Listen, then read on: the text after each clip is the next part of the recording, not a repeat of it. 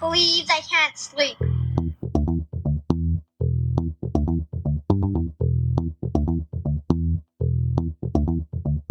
It's time to listen to Courtney at last on the Ramblings of an Insomniac podcast.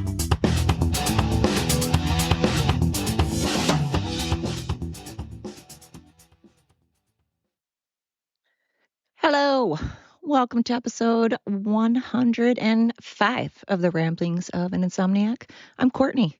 How are you? I don't know why I mention the episode number.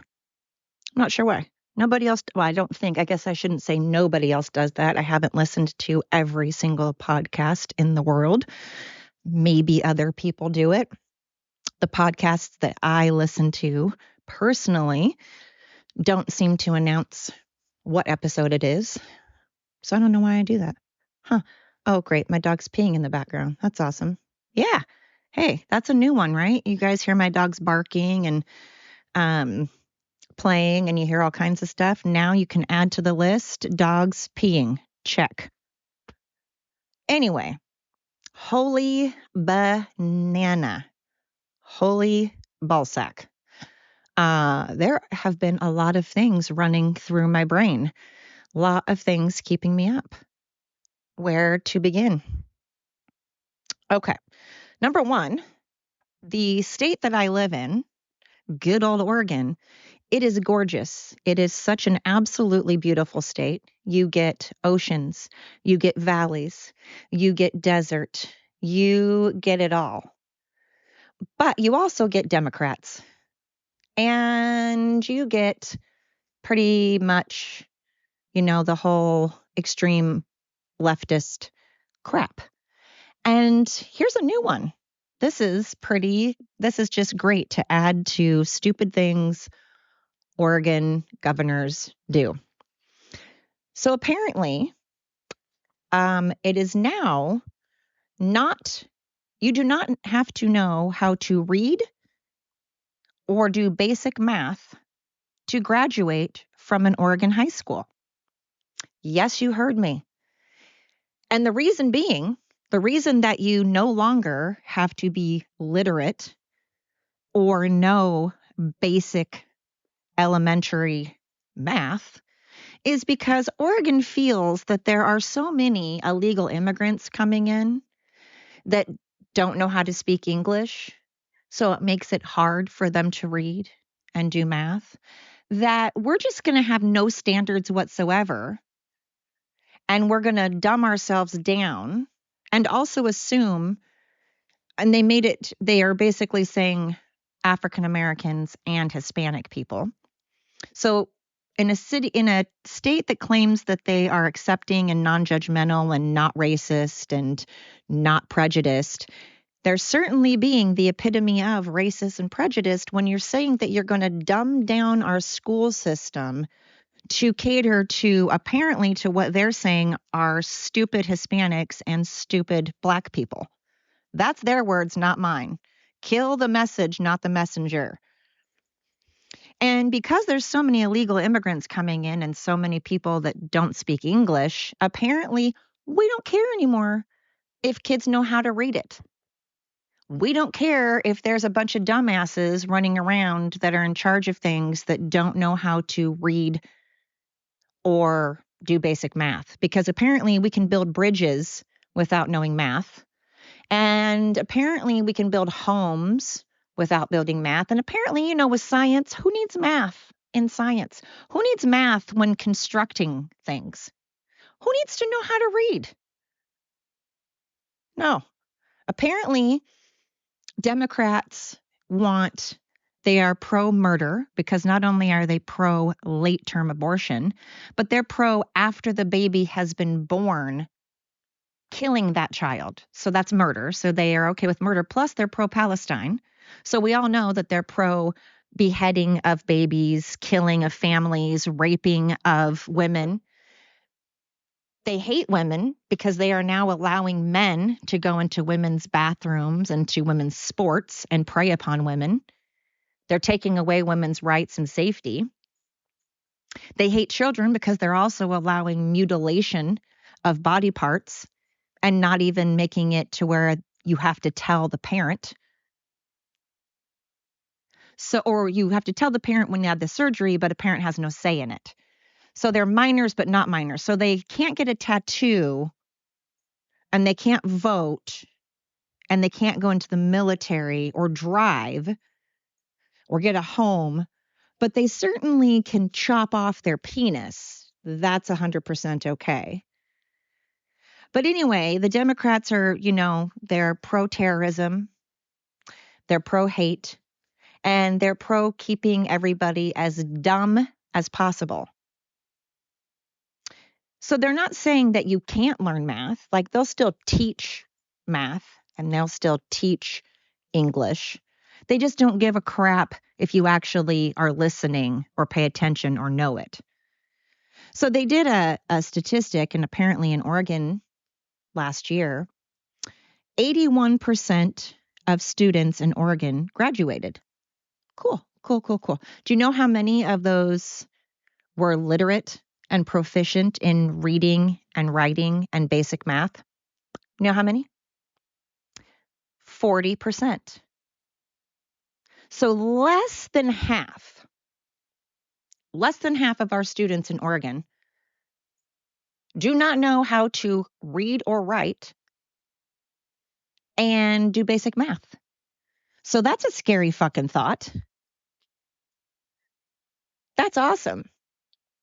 Now, I understand that those that want to apply themselves will, those that want to learn will, but we're not raising our kids to want to learn anymore. We're not teaching our kids the value of knowing anything or working for anything, because everything is done for them. Everything is given to them. Everything is handed to them courtesy of those that did have to work their asses off and did have to actually learn math and reading. And my question is, if I go to Mexico or I go to Germany or I go to Sweden and I don't speak those languages and I can't read their language, does that mean now that they should stop teaching Swedish or German or whatever? If I go to China, should they stop teaching kids how to read and write in Chinese or in Swedish or in German or in French? We should no longer teach the kids that live there in that country, teach the citizens of that country that were born and raised there. We should now no longer make it where an American or a Canadian or someone, whoever, that doesn't speak their language. If we all move there, that means now they should make it where they no longer have to learn their own language or basic math skills to graduate, because it's not fair to the people that don't speak their language. So because we chose to go to another country, because we chose willingly our own decision to move to a country that doesn't speak the language that I do, now it's up to everybody else to cater to me. Is that how this is working now? Because I know that I get pretty pissed off when I call a company, like let's say the bank or credit card or something, and it says, for Spanish or for English, press 1. For Spanish, press 2. But then all of a sudden, you go to press 1, and then it still usually will say something in Spanish first, or a lot of times it'll say, for Spanish, press 1. And then it'll go, par cabalete, or whatever the hell it is for Spanish, press 1 in Spanish. And it'll say that, and I have to sit there and listen to it, which if I'm in a hurry is annoying. Even if I'm not in a hurry, it's annoying because we're in America. So it should be English, number one. And then if you don't speak English, go fuck yourself and learn it. If you live here, I'm not talking if you're just visiting a country. If you're just visiting, I don't expect you to know that language. If you are just visiting here, don't expect you to know it. But I've met Hispanic families whose children translate for them, and they've been here for several years, 2, 3, 4, 5. I know a couple who's been here for 5 years. They speak very broken English. After 5 years, why does your child speak fluent English and you, as an adult, only speak broken English, but yet you live here and you want me to cater to you? I don't think so. I don't expect people to cater to me when I go to their country and I don't know the language. So now we want our kids to be as stupid as possible. And clearly, Democrats hate children because they are pro abortion even after a child has been born. And they're pro mutilation of their bodies. And they're pro them taking things and ingesting things like vaccinations and medications that severely alter their chemistry and can cause serious side effects. Sorry, there is an airplane going over, but and we don't care if they're stupid. This is keeping me up because I have grandchildren that live in this stupid but beautiful state. This is a scary time. It's also incredibly disturbing that teachers in universities and in high schools and in elementary are teaching kids not the correct history, not actual history. We are teaching them this weird, altered reality of what has happened in the past. And we are not teaching kids facts anymore. What is our end game? Where are we going with this? So we have a future of, again, like the movie Idiocracy. So we can all just be unhealthy, incredibly lazy, entitled, fat people that are dumb as a box of rocks. I don't understand when hard work became bad. I don't understand when it was bad to educate ourselves and our children. I'm very confused. When did this become okay to not let the moms and dads be aware of their children taking hormone pills? When did parents no longer have rights? So we're paying taxes now then on things that we're paying for these children and we're nurturing these children and they're under our roof, but we have no say. So they're just building a military. But again, if you're building an army, if the government's trying to build an army, why would they be stupid, uneducated? Wouldn't you want them to be an intelligent army? Like, what is this future? What are we seeing in the future, Democrats? If any Democrats listen to my podcast, I doubt very seriously they do. But if you are, if you're listening, for one, thanks. Congratulations. I appreciate that. We should have a talk one-on-one because I'm just incredibly, genuinely curious. I shouldn't say Democrats. I'm not going to say Democrats. I'm going to stop saying that. I apologize to Democrats out there right now. I apologize. What I am going to say is Biden supporters or extreme leftists, not even extreme leftists, extreme leftists, Biden supporters. I'm trying very, very, very hard to do what I always preach, which is to look at things from all angles, from all points of view, and listen to people that you may disagree with. And I've been doing that. I have, but it's getting real difficult because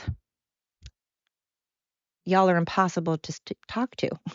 You just immediately start yelling or not answering questions at all or talking in circles or saying the same scripted line. Trump's a racist. You're a bigot. You're a homophobe.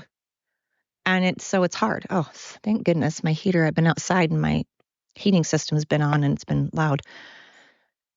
But I'm trying very desperately to listen to your point of view without wanting to slap the crap out of you.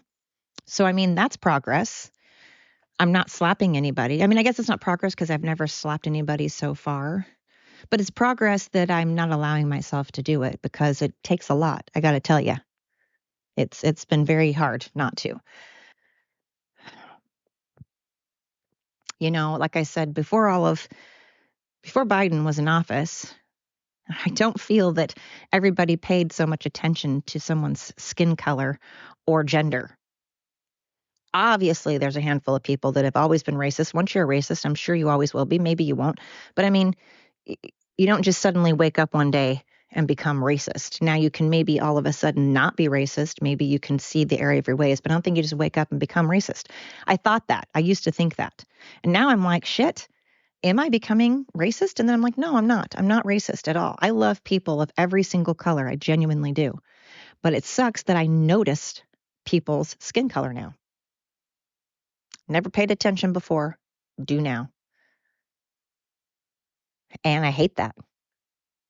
That isn't cool. I also very much notice men and women now. I'm like, man, woman. Before I just see people, just people. So that's keeping me up. I'm very, very concerned. I have a lot of concerns for my grandchildren's future. My sons are obviously too old to be in school right now, but still young enough to be very much affected by all this. So I'm concerned for them as well. I'm concerned for everybody, really.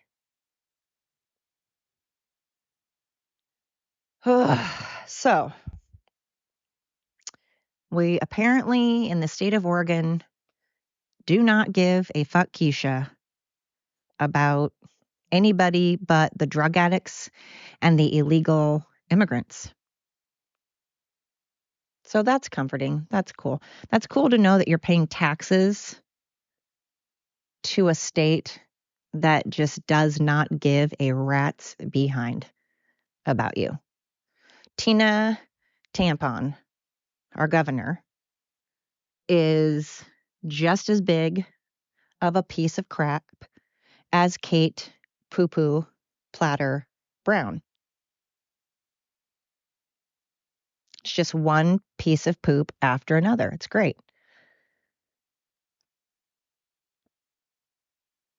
So that's one thing keeping me up.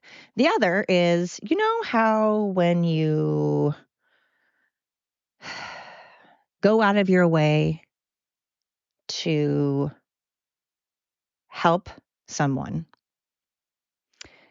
and you're loyal to that person or those people and you stick it out through thick and thin. And when a tragedy happens and you decide to, even though you don't want to do that anymore, you would like to move on and find something else, but you decide to stick with them anyway, hold it out because you care about them. And then you find out that they do you dirty. They lie to you. They keep things from you.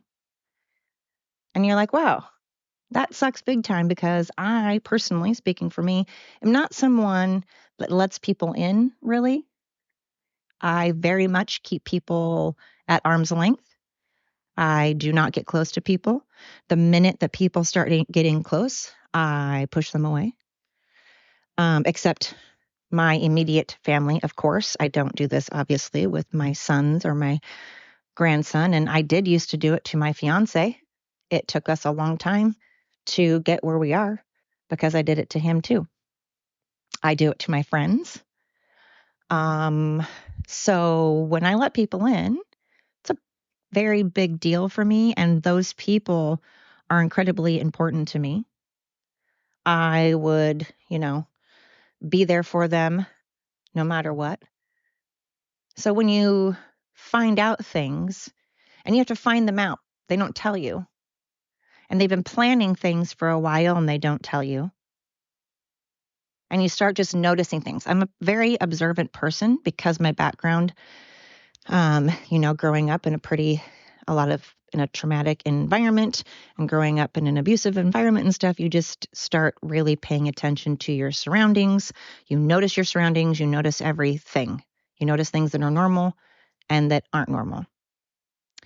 So I noticed things and I started piecing together little things, but I also kept thinking, well, there's also a logical explanation as well. You do that.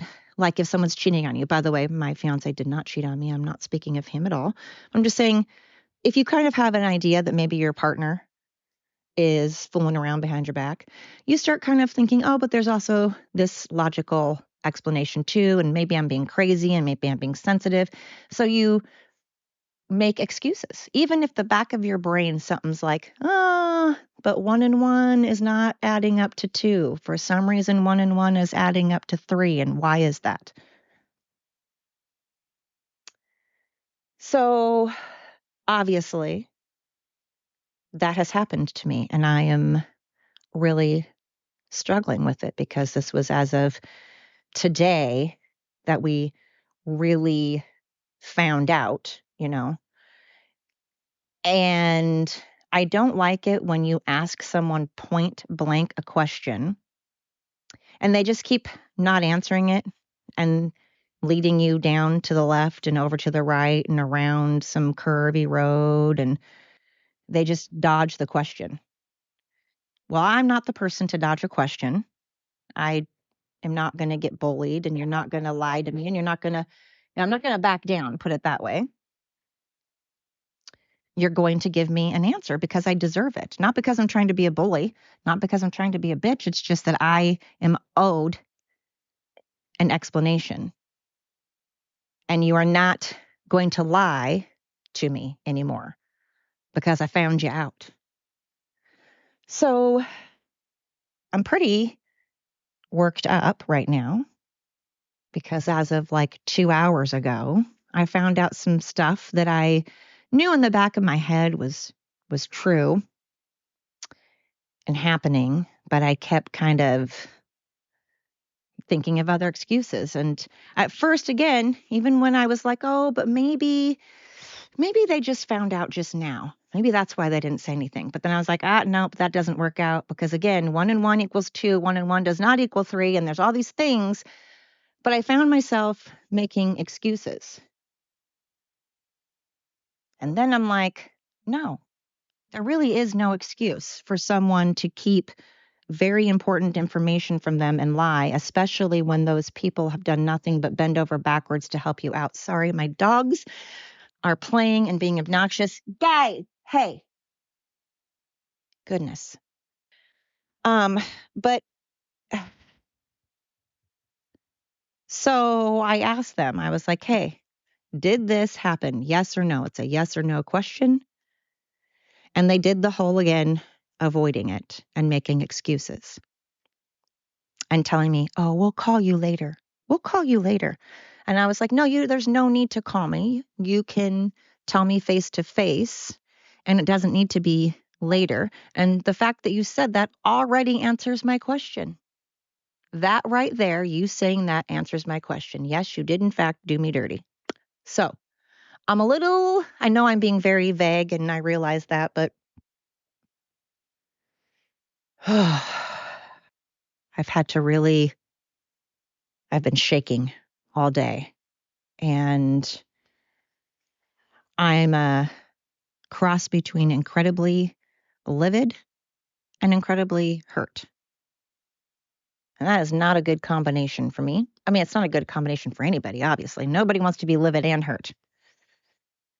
Nobody takes that well. But I'm just here to tell you, I really, really, really don't take that well. I do anger real well when I feel that someone that I have held of high standards and that I've led into my circle, when those people do me dirty, I take it harder, obviously, like anybody. Anybody's going to take it harder when someone that they trust screws them over. But these people screwed over my family as well. So that makes me even more angry. I can handle if it's just me. I mean, I'm still going to be upset. I'm still going to be livid and all that and hurt. But I'm a million times more angry because of the fact that she also did my family dirty. And this has been happening because the little punk that we allowed to live with us to help get back on his feet, because he tried living with his mom kicked him out. He tried living with one of his brother kicked him out. Tried living with another brother, his other brother kicked him out. Tried living with a couple of friends, they kicked him out. And while my fiance was in jail, I allowed him to live here, bent over backwards to help him. Didn't want him to live here because I do not like people in my space. I can't stand living with people. But he was in the RV. But we did a lot, bent over backwards for him, and he just constantly screwed us over. Just kept screwing us over. And then he really, a couple months ago, tried to screw us over again. And again, I'm like, wow, you little punk bastard. After everything we've done for you, you keep burning bridges and burning bridges and burning bridges. But I'm like, you punk. Everybody has told you to get out because you are a big liar and he's constantly getting in trouble. He's an addict. And unfortunately, addicts are just that. They're addicts and they don't make good choices. And, some can hide it more than others. Some can function more than others, but he's one that cannot function. And he has just been really running into the law and having a lot of issues. And he is exactly the epitome of what we're creating now. He's an entitled, lazy piece of crap that makes excuses and plays the victim. He lives in the victim role. He's a little martyr. He constantly makes excuses and is poor me and is lazy. He is everything that we are creating. So we're creating a bunch of crime, a bunch of criminals, a bunch of dumb criminals walking around dressing up like women. And I mean, hey, there's also dumb women that are criminals. I'm not just saying men are criminals, women are criminals as well. But anyway, my point is, I'm getting real tired of putting my life on hold, not blaming others. It's my choice. It's my choice to put my own life on hold to help others. That's my choice. But with this, yeah, it's pretty annoying. Especially when someone knows ahead of time. It's not like it was a last minute spare of the moment thing. And even if it were a last minute spare of the moment thing, it's not something that you keep from those that are helping you. So, yeah, I'm a little upset right now. But on a good note, I just got back from seeing my grandkids. I had a good time seeing my son, seeing his girlfriend, and I had a great time, and that was nice. And I'm glad that I was able to I got to take him to school this morning, which was so fun. I miss doing that. I was really nervous because I always see on TV or hear about those crazy like dropping off kids, not carpool lane, but like drop off lane where people are like really psycho about it and they're all complicated and you have to do the right thing or you get yelled at by a cross guard and I don't know. So I was all stressed out about it, but they were like, no, it's not like that. And it wasn't, thank God, because I was like, oh, geez. But that was pretty great. So I'll try to end on that note. I will end on a positive, which is love those around you that are there for you in the good and the bad. Obviously, cling tight to those that you can trust. And try not to do what I'm doing right now, which is being a pessimist and thinking that all people suck, because I know there are good people out there. I consider myself a good person. I know there are good people out there. I have amazing friends. I know they're great. I have amazing sons and a fiance. I know they're great. So there are good people out there. There are people that care, that don't use, that aren't victims, that don't feel entitled. And if you're one of those, man, you deserve a vacation. You deserve to put your feet up and be lazy. And if you're one of those that listens to my podcast, hey, thank you. Honestly, thank you very much. I appreciate it from the bottom of my heart. It really means a lot. So I will end on that.